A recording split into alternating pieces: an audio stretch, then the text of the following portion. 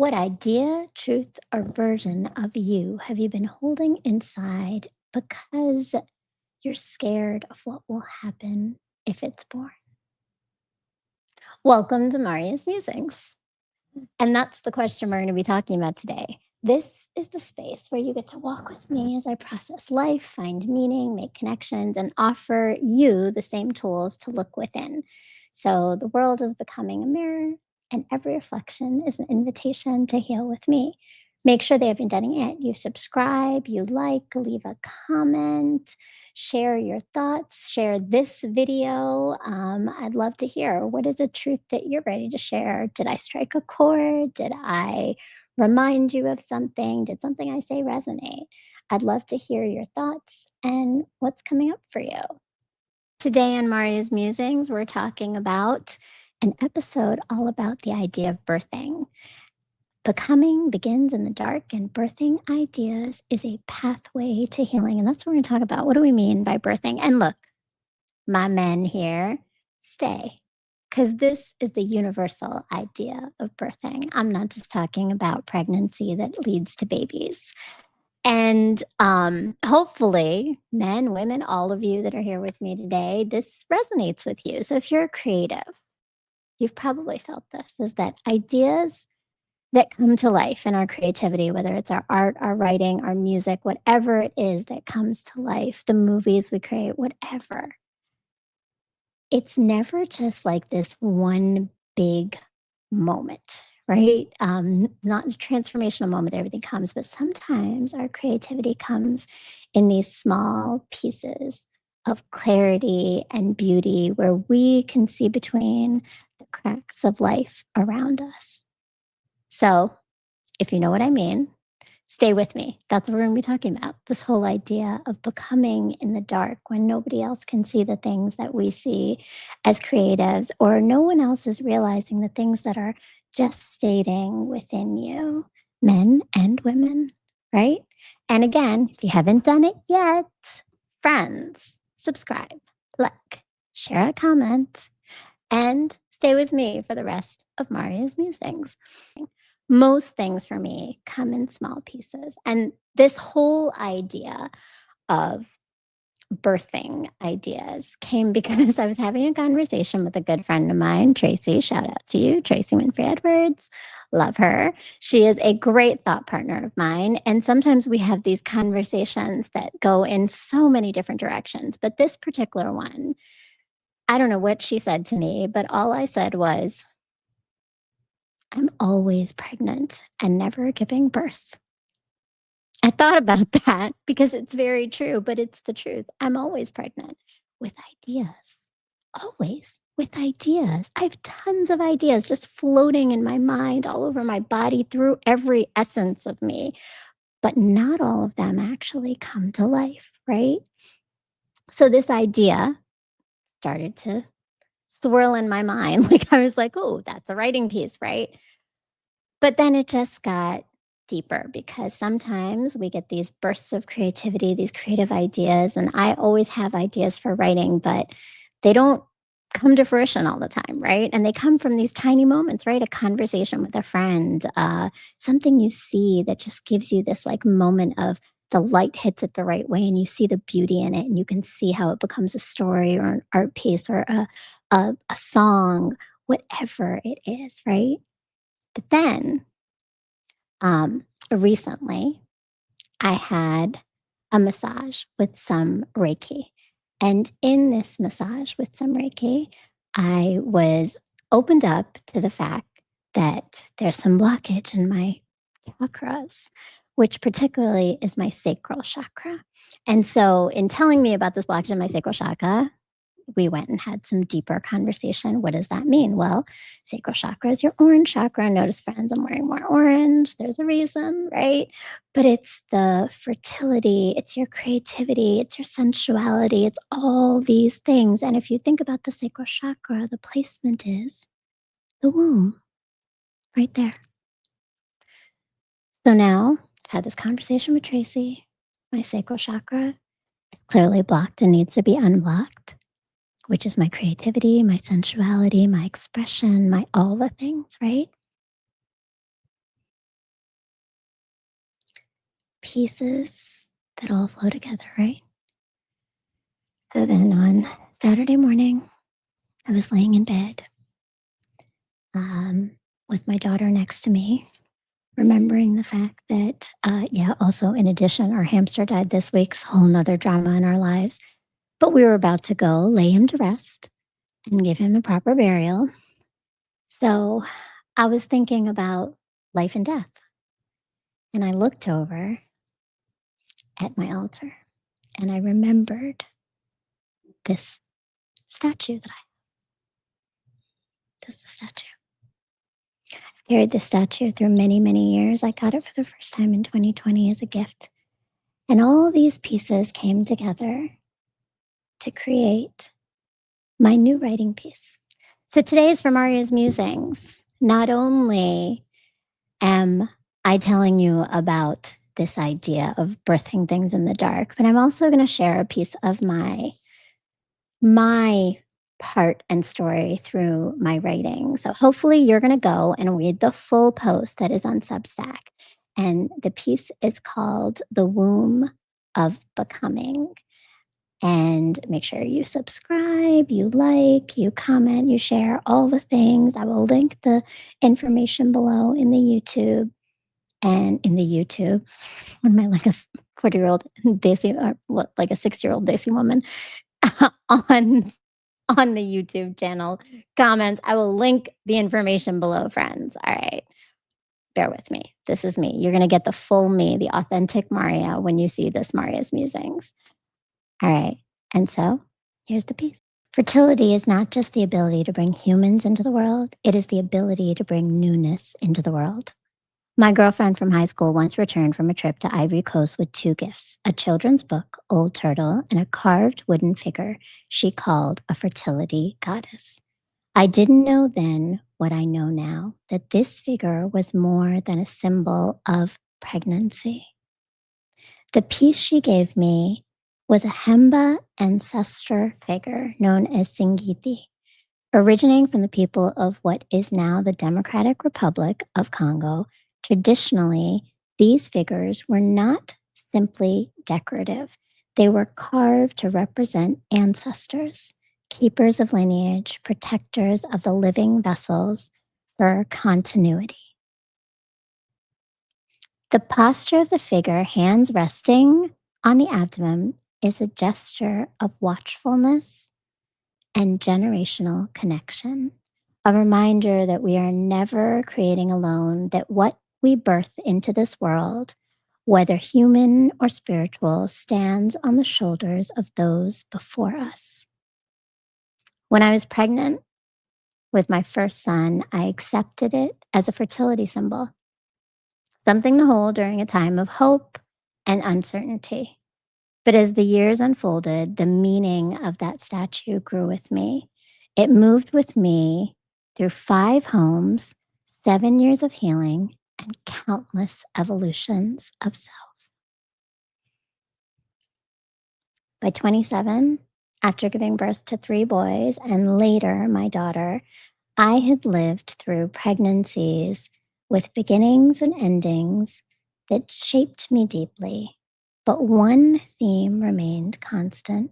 Pregnancy was the only time my husband treated me with tenderness. It was as if carrying a life he partly created made me worthy of care. And once the baby was here, I became just Marya again, emptied, unseen, unprotected. But the Hemba figure, an ancestor looking over descendants, reminded me of something I didn't yet know how to put words into. I have remained fertile long after my womb stopped carrying children, not just in body, but in vision, imagination, and spirit. Healing has its own pregnancies. Ideas have their own gestations. New versions of ourselves have their own births.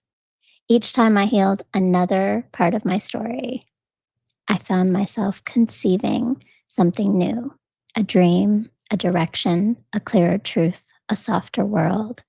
I wanted to build beyond the pain I had lived. That kind of fertility isn't tied to biology. it's tied to awakening. And like childbirth, not everyone is meant to be in the room when that awakening happens. When I wrote that post, I was thinking about this idea of the womb is this metaphor, right? For identity, for creation, for protection. And a lot of times, right, it's in this darkness. It's like an incubator. Often, and in that moment when I was telling my girlfriend Tracy that I was pregnant with ideas but not giving birth, is that we are filling up in this gestation period with all these creative ideas and they don't always come to surface. But a lot of times it's because we require some pieces. We require some space and conditions in order for our creativity to flow.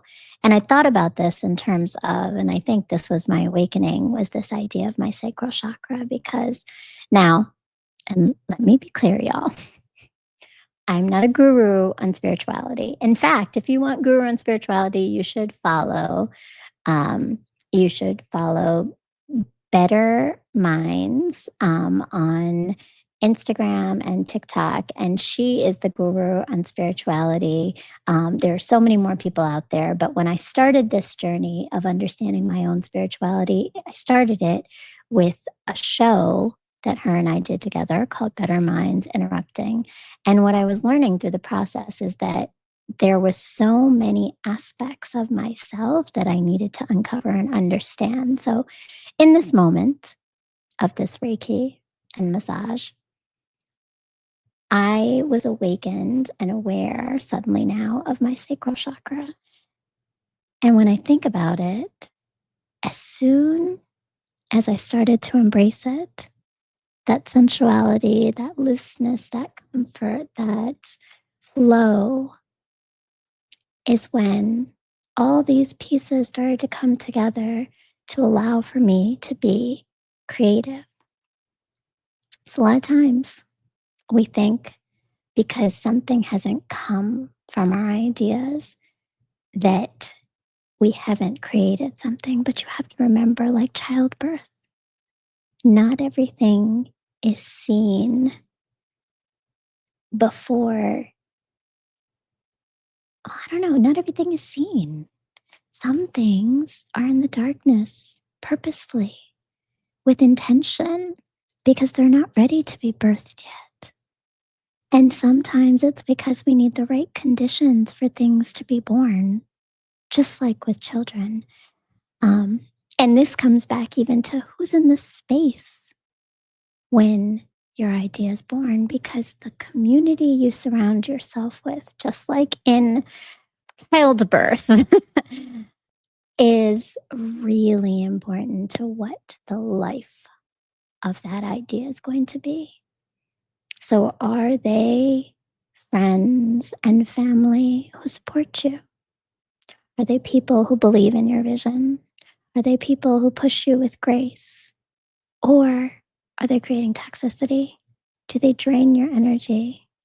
Do they question so much that you start to question your own intuition? That's not helping your flow. That's not going to bring the gestation to birth. So, environment matters. Sacral chakra, environment matters. And all of this, all of this really connects back to, so all of this connects back to my framework for return. And for those of you who don't know, are new to me, new to Marya's Musings, I have created a course. And a lot of it, again, is a birthing of an idea that gestated for many, many years. Well, many years, I think, in many ways, but also for many months now. And it's taken different forms, it's come out in different ways, but I launched these courses and they really focus in on this particular framework called a return framework. And here's what it is, right? It's the idea, and let's connect this to birthing and ideas and creativity. It's kind of like the midwife of our birthing, right? First thing we're doing is we remember this spark of intuition. We remember that creativity within us. We examine what are the fears or the inherited stories that might be blocking it. Is it that imposter syndrome about ourselves that stops us from showing up and just displaying the ideas we have, the creativity that we know exists inside us? Something sometimes holds us back. What is it? What do we have to transform about our narrative? And what are we unlearning about some of these conditions and behaviors? As the only way creativity truly flows in a way that is built in a strong foundation. I'm going to give you the example of I've had a show for 5 seasons. That came from consistency. It came from showing up on days when it was hard to show up, but it also came from giving myself grace to be human through it so that I could show up when I need to. But regularly, every Sunday, first at 9 and now at 8. And because it fed my soul, right? So behaviors and habits are really important. And sometimes unlearning is that piece. And then you reclaim your creativity, you reclaim your power through your expression, through your writing. Start with maybe just journaling. Take a prompt, journal ideas that come to mind. Look at the beauty outside. Look at just listen to the conversations. Was there something someone said that was just that juicy word or juicy phrase that you can take and now make something else? Is there beautiful things outside in nature that you now think of music for or art to connect with, right? So reclaiming is what do we do to take all this creativity that's gestating inside of us and take it out into the world, birth it, and then nurture. We got to nurture that creativity, right? Once it's born, how does it breathe? How do we continue to feed that and allow it to sustain or grow or evolve? So, all of this is birthing. All of this is birthing. And I think the big piece is just that one, allow the darkness sometimes to be present, the silence. Everybody doesn't need to know what's coming. Everybody doesn't need to see what's coming. Sometimes you get to just hold it for yourself. And that reminds me so much of my very first pregnancy, all my pregnancies, but my very first pregnancy, which, was the first one that made me a mother. But I was a college kid and I got pregnant out of wedlock, out of the blue, let's be honest, for me. And I just remember that I felt I had the most control over protecting and and cultivating who my child was going to be when he was in my womb. And sometimes that's how our ideas are. Our ideas are protected. Our creativity gets to bloom in darkness, gets to form into something else until it is ready to be birthed. So if you're sitting there and you know you've got ideas, but you just haven't been able to bring them to light, don't think that's it. It can still come. This might just be that period of gestation for you. And what you need, or what you could do, right, is just reflect. What might be some things for you? The questions you want to ask yourself. What's that idea or dream inside me right now? What fear is tightening around it? Because one of the reasons those dreams don't come up, right? One of the reasons we stop ourselves from being the whole and full people that we know we are capable of being is because there are fears that stop us, whether those fears are internal or they're external, but they're still there. What support do you need for it to grow? Who needs to be in your birthing room? Who needs to be in your space? Who is your village that is going to make that idea grow? And who do you get to become if you birth it? I think one of the most beautiful things about my life has been that every moment has been an evolution. I joke around with people in my life sometimes saying that you'll never meet the same version of me twice. And that's for all of us. But I know for me, my rapid change happens very quickly. Where I started at the beginning of this year to where I am and what I can do now is worlds away. But again, it's come from work, it's come from healing, it's come from knowing my patterns, transforming them, unlearning the behaviors, and starting to reclaim my power by recognizing when I need to sit still and allow for things to come and when that flow is ready. So today, I'm wearing my orange. I'm moving my body in all the ways I need to move my body. I am expressing myself with my creativity in my writing, in my shows, in my art, and embracing that birth is on the horizon. So I'm always pregnant. And sometimes I may give birth. No longer with actual children, FYI.